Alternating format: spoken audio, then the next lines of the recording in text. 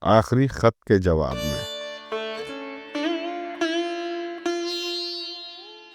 ابا کے انتقال کے بعد ایک بیک ہماری دلچسپی قبروں میں بڑھ گئی۔ ہم اکثر کسی قبرستان میں جاتے تھے اور قبروں پر لگی تختیاں پڑھتے تھے۔ گورکھپور میں ہم نے ایک کاروبار بھی شروع کر لیا تھا۔ رات کو اکثر کمپیوٹر سینٹر سے نکل کر گھر لوٹتے وقت راستے میں ایک قبرستان آتا تھا جہاں ہم اکثر جا کر بیٹھ جایا کرتے تھے۔ رفتہ رفتہ قبرستان جانا ہمارا معمول بن گیا۔ اس قبرستان میں ہمارے علاوہ ایک اور نیم مجذوب قسم کا انسان بھی ہم کو روز ملتا تھا۔ کبھی وہ ہم کو سلام کر لیتا تھا، کبھی ہم اس کو سلام کر لیتے تھے۔ ہم دونوں کے درمیان سلام اور مسکراہٹ کے علاوہ کوئی تبادلہ نہیں ہوتا تھا۔ پھر ایک شام یوں ہوا کہ ہم نے گھر لوٹتے وقت راستے سے کچھ امرود خرید لیے۔ وہ تھیلی لیے ہم قبرستان چلے گئے۔ وہ نیم مجذوب انسان ہم کو وہیں ملا جس جگہ پر وہ روز ملا کرتا تھا۔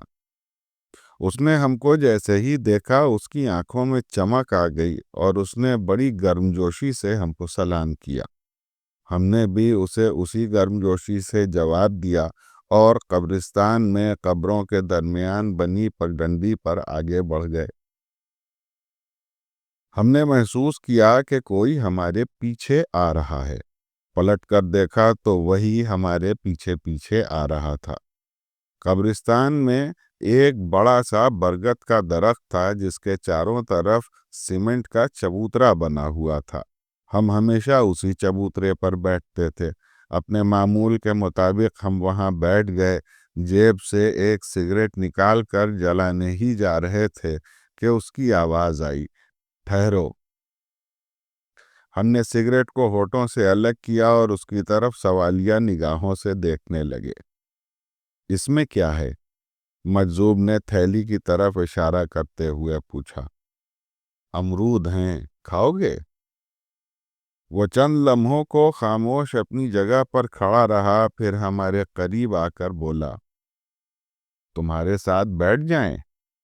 ہم نے چبوترے پر ہتھیلی سے تھپ تھپاتے ہوئے کہا، ہاں آئیے، یہاں بیٹھیے۔ وہ آ کر ہمارے قریب بیٹھ گیا۔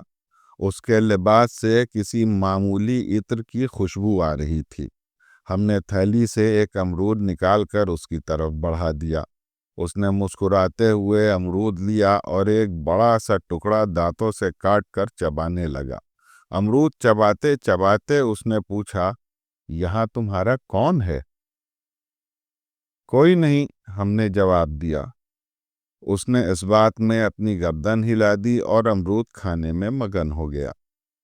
پھر ہم نے بھی اس سے سوال کر لیا، آپ کا یہاں کون ہے؟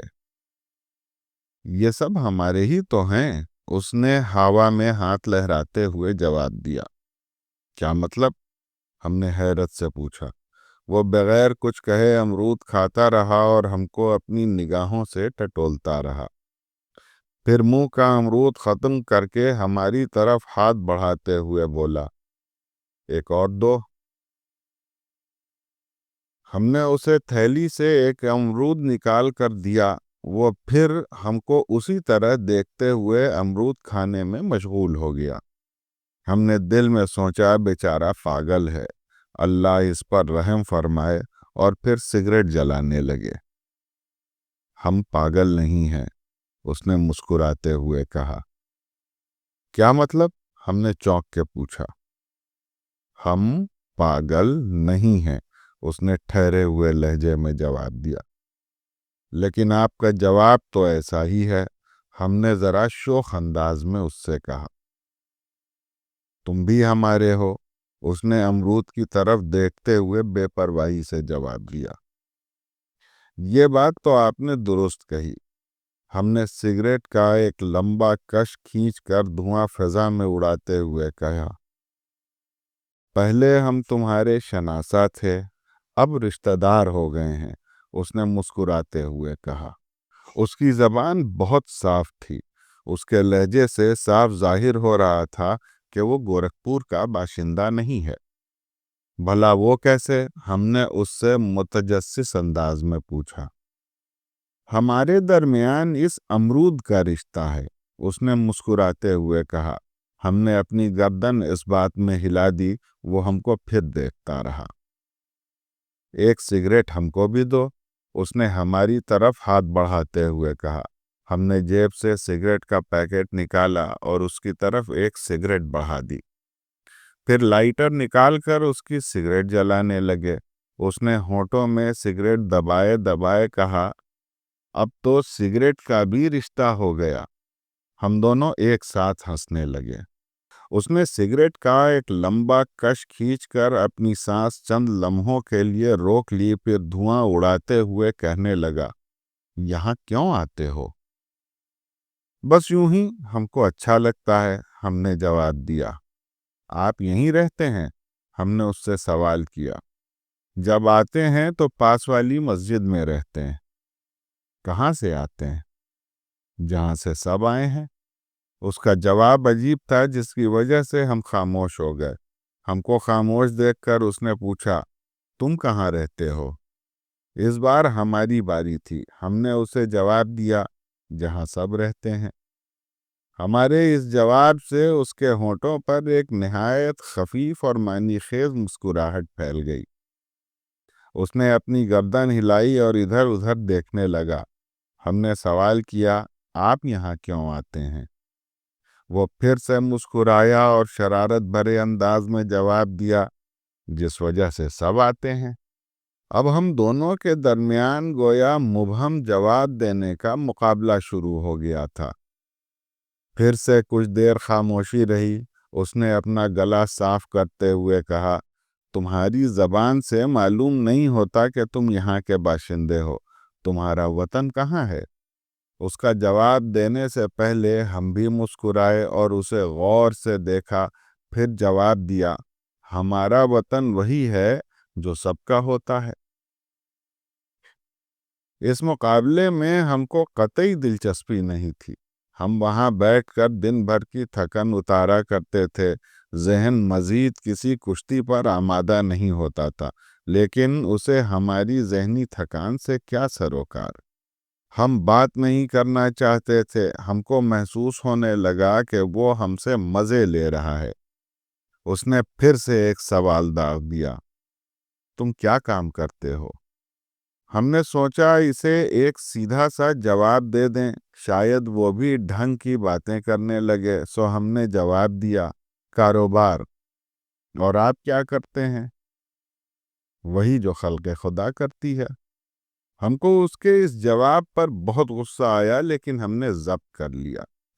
ہم سوچ رہے تھے کہ یہ پاگل دیوانہ ہے یا پھر کچھ اور۔ عجیب انسان ہے، کسی سوال کا سیدھا جواب نہیں دے رہا ہے۔ اب اس کی موجودگی ہمارے لیے الجھن کا سبب بن گئی تھی۔ ہم دل ہی دل میں سوچ رہے تھے کہ اگر یہ ہمارے پاس سے اٹھ کر نہیں گیا تو ہم چلے جائیں گے۔ وہ ہماری طرف سے بالکل بے نیاز سگریٹ کے کش کا لطف لے رہا تھا۔ تھوڑی دیر خاموشی رہی اور ہماری الجھن بڑھتی چلی گئی۔ بالآخر ہم نے سگریٹ ختم کی اور وہاں سے روانہ ہونے کے لیے اٹھ کھڑے ہوئے۔ اگر تم اسی طرح الجھتے رہے اور لوگوں سے بھاگتے رہے تو ساری زندگی بھاگنے میں ہی گزر جائے گی۔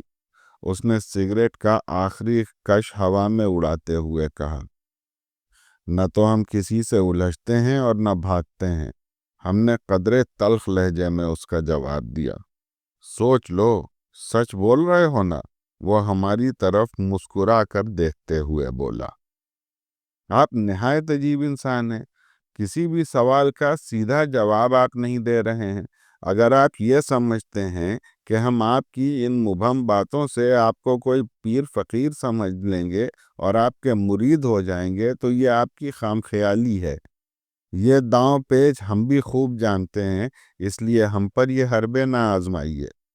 ہم اس کی باتوں سے بہت چڑ چکے تھے، اس لیے ہمارا لہجہ بھی متوازن نہیں تھا۔ اچھی بات ہے۔ اس نے ایک گہری سانس کھینچی اور کچھ دیر خاموش بیٹھا رہا اور ہم اس کی پرواہ کیے بغیر وہاں سے روانہ ہو گئے۔ اچھا سنو، اس نے اونچی آواز میں ہم کو مخاطب کیا، یہاں ہماری ماں دفن ہے۔ بہت خوب، اللہ انہیں جنت نصیب کرے۔ ہم نے بھی دور سے ہی اونچی آواز میں اس کا جواب دیا اور آگے بڑھنے لگے۔ صبر کرنا سیکھ لو، بہت کام آئے گا، اس نے پھر چیخ کر کہا۔ ہم نے اس کی طرف دیکھے بغیر دل ہی دل میں کہا، صبر کرنا تو مجبوری ہے، اس میں سیکھنا کیا؟ تم بے بس نہیں ہو، با اختیار ہوتے ہوئے اپنے اختیارات کا استعمال نہ کرنا صبر ہے۔ اس نے پھر سے پوری قوت کے ساتھ کہا۔ تب تک ہم قبرستان کے دروازے پر پہنچ چکے تھے اور اس کی ہلکی ہلکی آواز ہمارے کانوں میں پڑ رہی تھی، لیکن اس کا یہ آخری جملہ بے حد معنی خیز تھا۔ دوستو، قصہ جاری ہے۔ اگر آپ کو ریڈیو اردو کی یہ پیشکش پسند آئی ہو تو لائک، شیئر، سبسکرائب کرنا نہ بھولیں، اور ہاں، اگر آپ ہمارا ساتھ دینا چاہتے ہیں تو ہمیں جوائن بھی کر سکتے ہیں۔ بہت بہت شکریہ۔ آداب عرض ہے۔